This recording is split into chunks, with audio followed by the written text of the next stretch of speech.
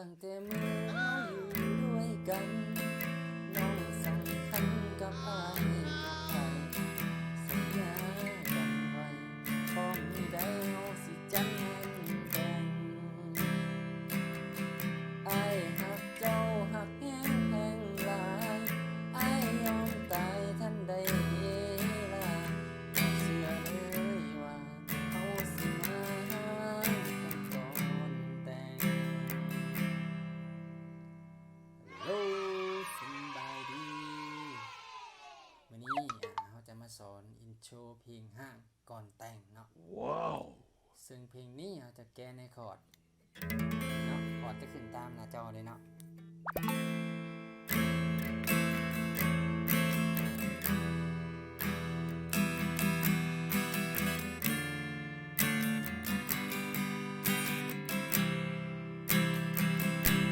เฮามาเบิ่งคลิปตัวอย่างกันเนาะ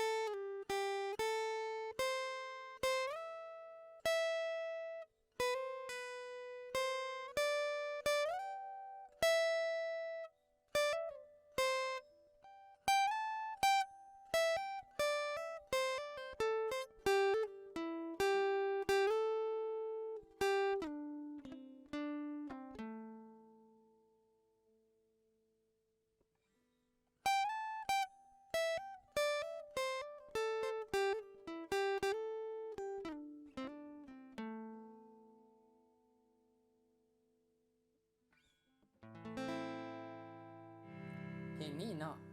ซึ่งเพลงนี้เนาะจะแบ่งออกเป็น2ท่อนเนาะเราจะเบิ่งท่อนทำอีกเลยเนาะ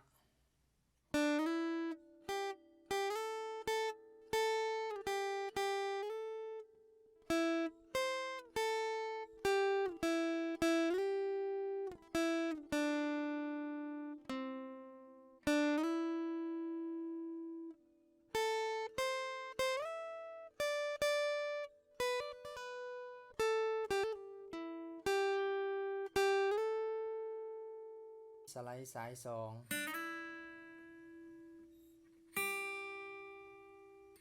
เพลงสาย1เนาะต่อไปสาย2ต่อไปสาย1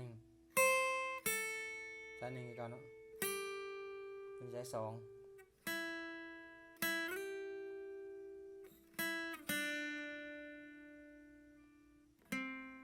ตัวนี้เป็นสาย3เนาะ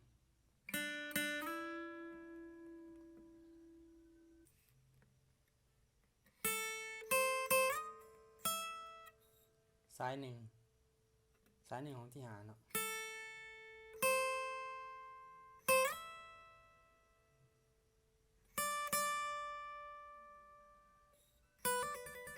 สาย1เก่าเนาะลิ้นแบบนี้เลยเนาะต่อไปสาย2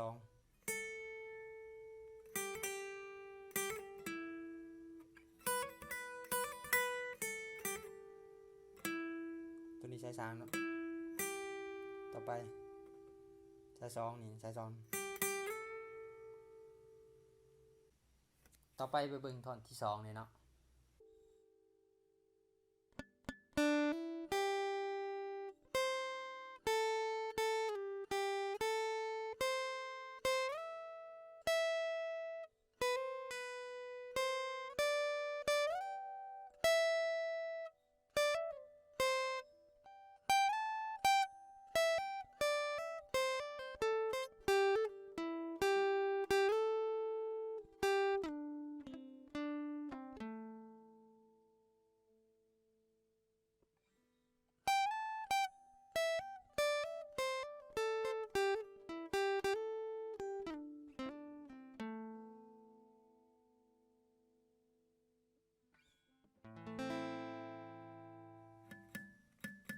สายสองเนาะ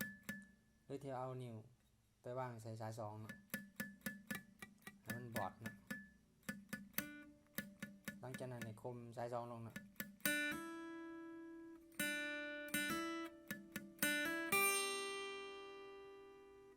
นี่เป็นสายหนึ่งเนาะ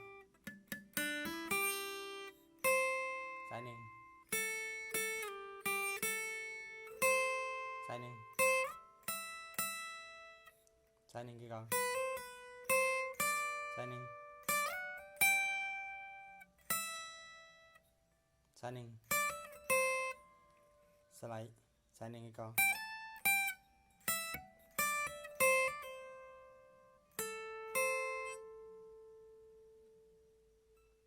ตัวนี้มันดีสายสองเนาะดีสายหนึ่งดีสายสองเนาะตัวนี้มันดีสายสองดีสายสามนี่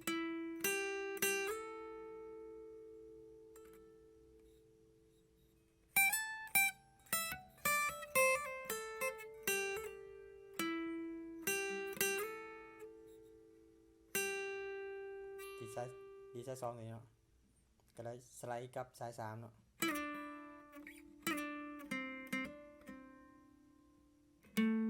ดีสายสี่ตัวนี้เนาะถ้าคลิปนี้เป็นประโยชน์อย่าลืมกดไลค์กดติดตามกดกระดิ่งเพื่อแจ้งเตือนเขาจะเห็นคลิปออกใหม่ในตอนไหนเดี๋ยวไลค์คลิปเนาะขอขอบใจนะ